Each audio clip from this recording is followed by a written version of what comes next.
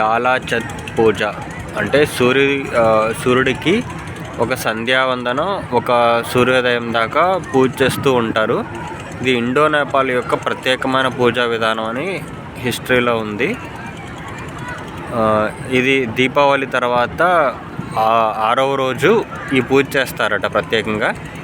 Indo Nepali వాళ్ళకి ఇది ప్రత్యేకమైన పూజ అన్నట్టు ఉంది. సో ఇక్కడ మేము మానస్ సరోవర్ ఘాట్ దగ్గర ఉన్నాము. చూడండి ఎంతమంది వచ్చేసారు మానస్ సరోవర్ ఘాట్కి.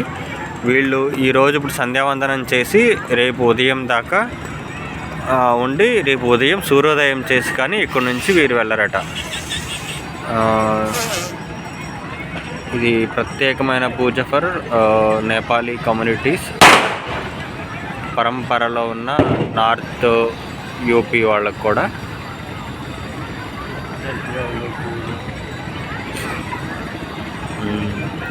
వీళ్ళు ప్రత్యేకంగా ఏం చేస్తున్నారంటే మన కార్తీక మాస దీపంలాగే దీపం వెలిగించేసి నదిలో 3 చెరుగళ్ళ ముంచి దానికి అవతల వైపు ఉండి సంధ్యావందనం చేస్తూ ఉన్నారు.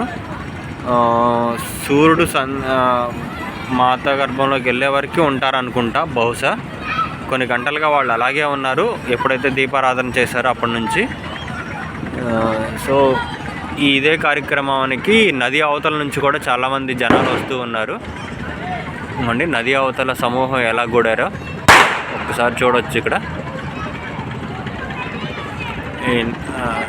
ఈ వారణాసి, వరుణ్ ప్లస్ అసీ నదుల మధ్య అవతల వైపు ఉన్న వాళ్ళు కూడా ఇదే కార్యక్రమం చేస్తున్నారు. యువతల వైపు మేము ఇక్కడ మానస్ సరోవర్ ఘాట్ నుంచి చూస్తూ ఉన్నాం కాబట్టి ఈ పైన ఉన్న అన్ని ఘాట్లు అశ్వమేధ ఘాట్ వరకు చాలా సమూహం నిండిపోయి ఉన్నారు. ఇదంతా ఇది వాళ్ళకి ప్రత్యేకమైన పూజట.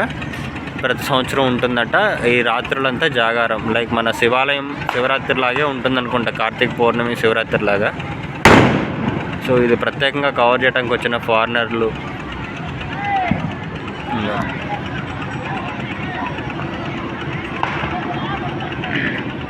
ఇక్కడ నదిలో చూశారు అంటే వాళ్ళు అలా నిలబడి ఉన్నారు కదా, బయట వాళ్ళు సంబంధించిన దేవుణ్ణి ఏదో ప్రతిష్ఠించి వాళ్ళు అలా నదిలో నుంచొని ఉన్నారు.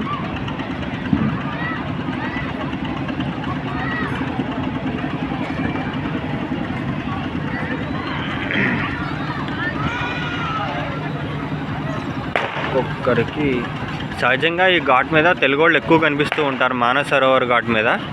కానీ ఈరోజు తెలుగు సమూహం కన్నా వీళ్ళే చాలా ఎక్కువగా ఉన్నారు. వీళ్ళకి ఇది ప్రత్యేకమైన రోజు.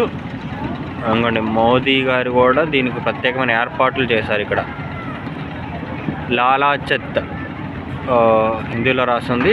వారణాసి మున్సిపల్ కార్పొరేషను దీనికి ప్రత్యేకమైన ఏర్పాట్లు చేశారని. దీనికి సంబంధించి ఈ చిత్రం ఒకటి ప్రజెంట్ చేస్తున్నారు. మేబీ సూర్యకుమారి అని కూడా ఉన్నది. సూర్యోదయం టు అస్తమయాన్ని కనెక్ట్ చేస్తూ ఒక రైన్బో సింబల్ కూడా ఇచ్చారు, చూసారా ఈ చిత్రంలో. ఇది చతుషష్ఠి అని కూడా అంటున్నారు. అవన్నీ చెరుగ్గడని నిలిపారు. ఇక్కడ చాలా పెద్ద సమూహంగా నిండి ఉన్నారు.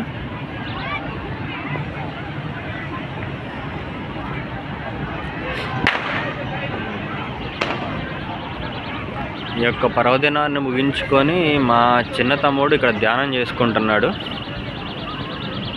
సో చూపిస్తాను. ఇది మా తమ్ముడు శివమాలలో ధ్యానం చేస్తున్నారు.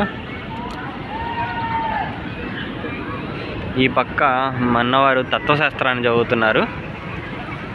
ఇది ఆధునిక తత్వశాస్త్రమే. సో మేము ఈ రోజుకి వచ్చి మొత్తంగా 5 రోజులు. ఇది 5వ రోజు మా జర్నీ.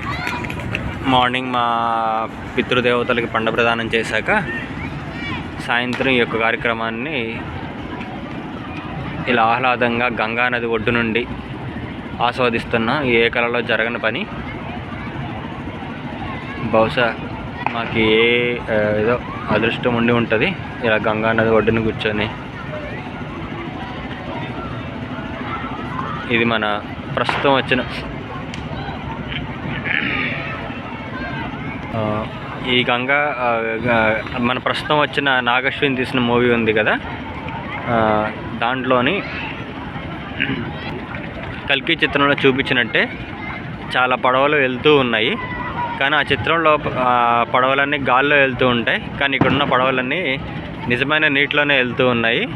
చాలా పడవలు ఉన్నాయి యాత్రికులతోటి, దేశీయులు విదేశీయులు మనలాంటి వచ్చిన సదరన్ ప్రాంతం వాళ్ళు అందరూ ఉన్నారు ఇక్కడ. ఇది రేర్గా మనకి దొరికే అవకాశం అనుకోవచ్చు, ఇంత ప్రశాంతంగా కూర్చొని గంగానది ఒడ్డున. ఓం నమః శివాయ.